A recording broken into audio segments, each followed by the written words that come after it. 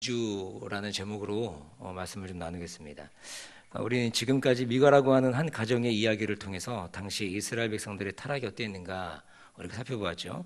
그러니까 미가라고 하는 가정이 당시 이스라엘이 하나님을 어떻게 대했는지에 대한 그 한 가정이지만 이 가정이 샘플링이어서 그 당시에 있는 많은 이스라엘 백성들의 타락상을 그대로 보여줬다라고 우리가 말씀을 드렸습니다. 미가의 가정의 타락상이 어땠습니까? 복 받는 것에만 관심을 갖는 모습이라는 거죠. 그러니까 신앙의 중심이 복 받는 것, 그러니까 하나님 아닌 자기 자신에게 집중되어 있는 것. 그러니까 복이 중요하기 때문에 하나님의 뜻이 어디 있는가는 중요하지 않고 자기가 우상을 만들어서 그 우상을 통하여 복을 받으려고 하는 그 모습들이 그들에게 있다라는 것입니다.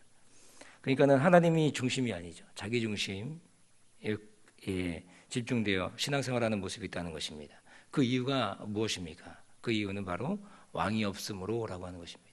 그들에게 왕이 없기 때문에 자기 소견에 옳은 대로 행하는 그 모습이라는 거죠. 그러니까 하나님이 왕되지 않으니까 타락의 길을 가더라는 겁니다. 우리의 삶도 그러지 않습니까?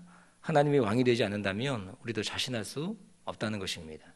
우리의 삶은 하나님의 다스리심과 통치하심이 있느냐라는 것입니다. 우리가 땅을 살아가면서 하나님이 주인이라고 고백한다면 하나님이 우리 가운데 말씀하실 때 그때 그 말씀에 다스리심, 하나님의 통치하심 을 온전히 따라가는 모습이 우리 가운데 있느냐라는 거죠. 우리가 그렇게 하나님 말씀 가운데 순종하며 나아가고 내 말씀 가운데 부딪힌다고 하더라도 내 삶 가운데 그것이 좀 고통스럽고 힘들다 할지라도 그 말씀 가운데 순종하며 있을 때 그때 우리 가운데 무엇이 있습니까? 하나님의 통치하심이 드러난다는 것입니다. 그것이 하나님 중심이 되는 신앙의 모습이 된다라는 거죠. 그런데 당시에 이 이스라엘의 모습이 어떻다라는 겁니까? 모든 백성들이 이 미가의 가정과 같은 그런 하나님을 향하여 올바른 신앙생활이 아니고 자기 중심적인 신앙생활을 하고 있었다라는 거죠. 그래서 만약에 나의 삶이 나의 원함과 내 만족으로 내 삶이 작동한다면 우리는 심각하게 우리의 신앙을 돌아봐야 한다는 것입니다. 하나님의 말씀이 어떤 경우는 아까도 말씀드렸던 것처럼 커다란 부담으로 다가갈 수 있죠. 그러나 그 부담이 우리를 살리는 줄로 믿습니다. 하나님을 신뢰한다는 것은 하나님의 말씀에 순종하는 것과 동일하다는 거죠. 하나님을 신뢰한다고 입술은 고백하지만 하나님의 말씀에 순종하지 않는다면 그것은 하나님을 신뢰하는 일이 될 수 없다는 것입니다.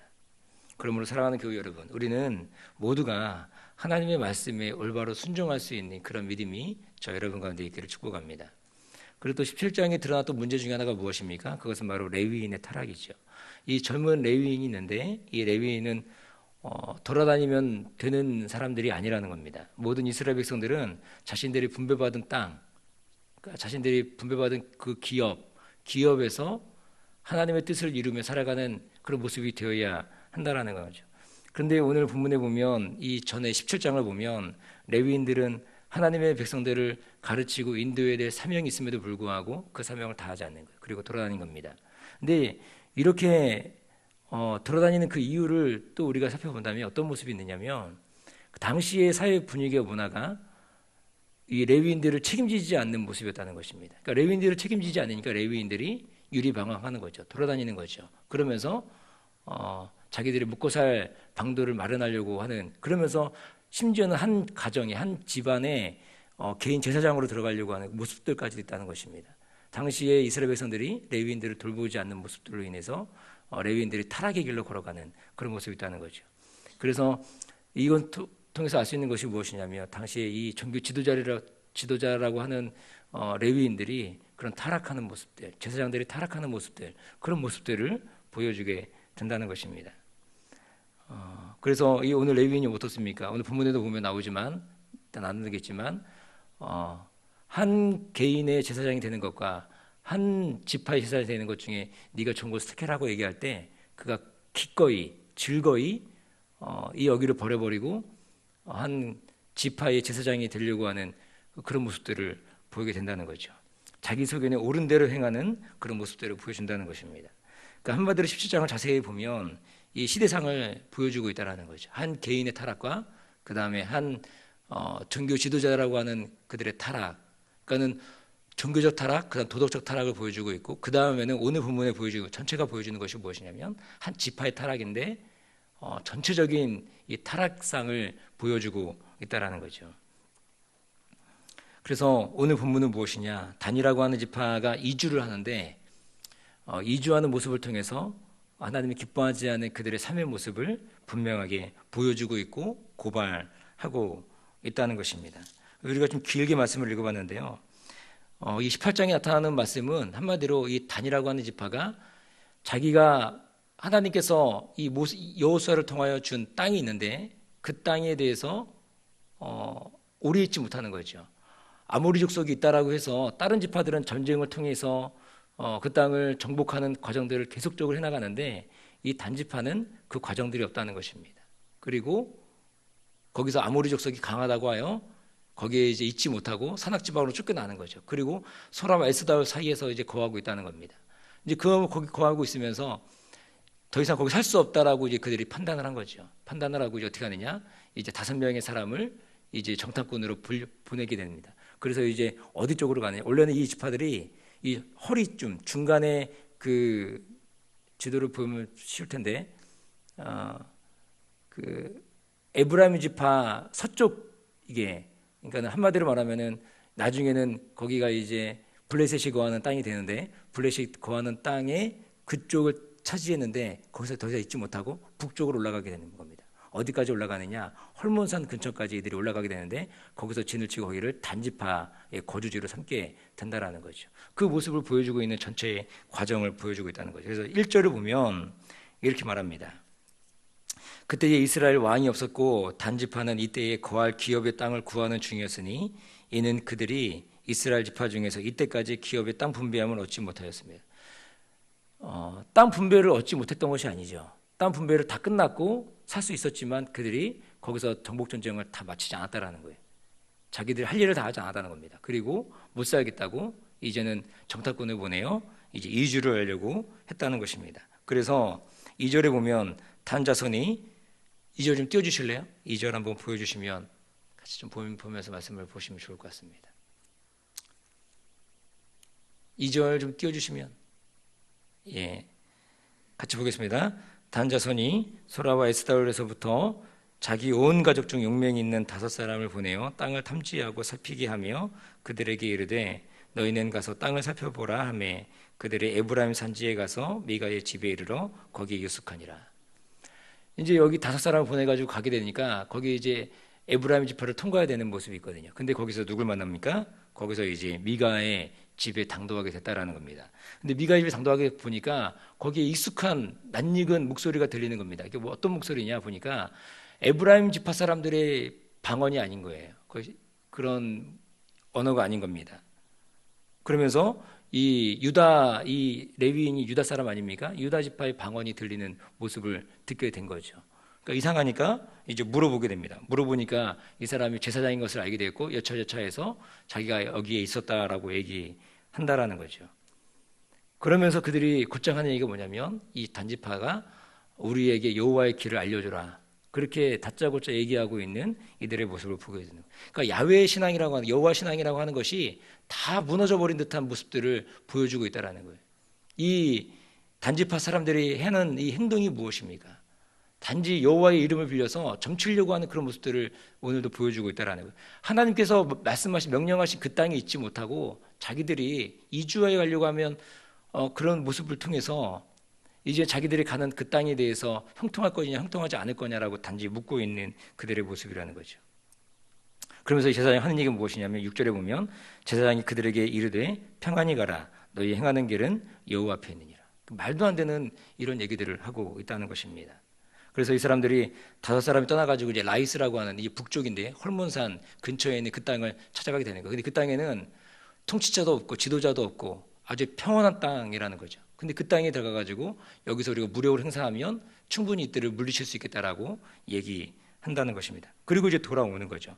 돌아오고 나서 단지파 가족들에게 이제 보고를 하게 되고 우리가 그 땅을 차지하자라고 얘기합니다. 그러면서 11절에 보면 이렇게 얘기합니다. 11절에 보면 우리 같이 한번 11절 한번 읽어볼까요?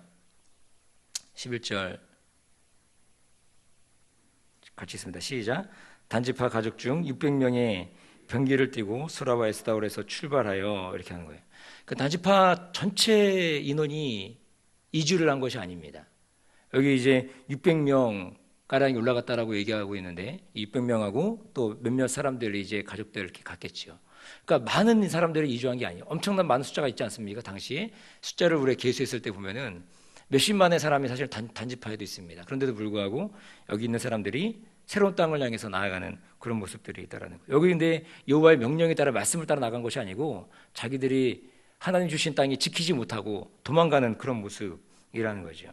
그래서 이제 그들이 어디로 가게 되느냐? 바로 이제 미가의 집에 들어가게 되는 거죠. 그래서 미가의 집에 들어가서 미가에게 들어가서 하는 행동이 무엇이냐? 거기에 있는 신상과 에봇과 그리고 거기에 있는 드라빔을 탈취해가지고 훔쳐가지고 가려고 하는 그런 말도 안 되는 모습을 보게 됩니다. 그러면서 하는 얘기가 뭐냐면 이 5사람이 미가의 집에 들어가가지고 18절에 그 세계인 신상과 에봇과 드라빔 부어 만든 신상을 다 탈취, 그러니까 훔쳐가는 거예요. 그냥 가져가는 게 아니고 훔쳐갑니다. 훔쳐가려고 할 때 그때 이제 제사장이 물어보는 게 레위인이 물어봅니다. 뭐 하는 거냐 물어보니까 그들이 잠잠하라 그러는 거예요. 내 손을 입에 대라, 조용히 해라.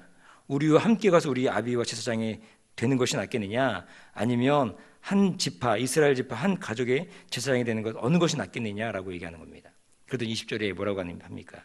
제사장이 마음에 기뻐하여 에봇과 드라빔과 세계 우상을 취하고 그 백성 중으로 들어갔다. 그러니까 오늘 이 한 지파의 타락의 모습을 보면서 한 가정과 한 지도자의 영적 지도자의 타락을 개별적으로 보여줬지만 오늘 이 단지파의 모습을 통해서 뭘 보여주는 거예요? 총체적 타락을 다 보여주고 있다라는 거예요. 그러니까 이거 어떻게 합니까? 그걸 기뻐하는 거예요. 제사장이 마음에 기뻐하여 에봇과 드라빔과 세계 우상을 취하고 그 백성 중으로 들어갔다. 그렇게 얘기하는 겁니다. 뭐 의리도 없고 뭐 아무것도 없는 거예요. 그러니까 돈 많이 준다 그러고 자기가 좀 명예가 높아진다 그러니까 어떻게 합니까? 헌신처처럼 버려버리고 또 거기를 따라가고 있는 모습을 보게 된다는 거죠. 이 말씀을 통해 사실은 어떤 부분들로 많이 이 말씀을 가지고 해석하고 또 적용하냐면 한국교회 많은 그런 이제 주의 종들이라고 하는 목사님들이 이제 큰 교회를 선호하고 작은 교회라 그러면은 버려버리고 큰 교회를 가려고 하는 그런 모습들을 꼬집어서 이 본문이 많은 얘기들을 또 해주고 있기도 하다는 것입니다. 이렇게 타락한 모습들을 보여주면서 결국에 간 땅, 그들이 어디입니까? 바로 이제 이 라이스라고 하는 이 땅, 그리고 나중에 단지파라고 불리는 이 땅에 가게 되었다라는 거죠. 근데 가기 전에 이들이 이제 출발하려고 하는데 그때 이제 미가가 가만히 있겠느냐라는 거예요. 가만히 안 있죠. 자기 동네 사람들 다 불러다가 쫓아갑니다. 쫓아가가지고 하는 얘기가 참 기가 막힙니다. 뭐라고 하냐면 24절을 같이 한번 읽어볼까요? 우리가 24절입니다. 24절 같이 한번 읽어보시죠. 시작. 미가가 가로되 나의 지은 신들과 제사장을 취하여 갔으니 내게 오히려 있는 것이 무엇이냐, 너희가 어찌하여 나더러 무슨 일이냐 하니라. 이게 무슨 말이에요? 미가가 가로되 나의 지은 신들, 자기가 만든 신들이래요. 말도 안 되죠. 그러니까 미가도 웃기는 거예요. 그러니까 자기가 이 신상을 만들고 자기가 지은 신을 만들고 복을 달라고 얘기했는데, 그런데 하나님께서 어떻게 하신 거예요? 심판하고 있는 모습을 보여주고 있다는 겁니다. 그렇죠? 그대로 그것을 빼앗아. 근데 또 재밌는 건 뭐냐면 이렇게 지은 신이라고 얘기하고 있는 우상이라는 것을 알고 있음에도 불구하고 이 단 자손들은 이것을 탈취해가고 제사장까지도 데려가고 있는 어리석은 모습을 보여주고 있다는 겁니다. 그러면서 마지막 절에 보면 31절에 이렇게 얘기하는 거예요. 하나님의 집이 실로에 있을 동안에 미가의 지은 바 새긴 신상이 단 자손에게 있더라.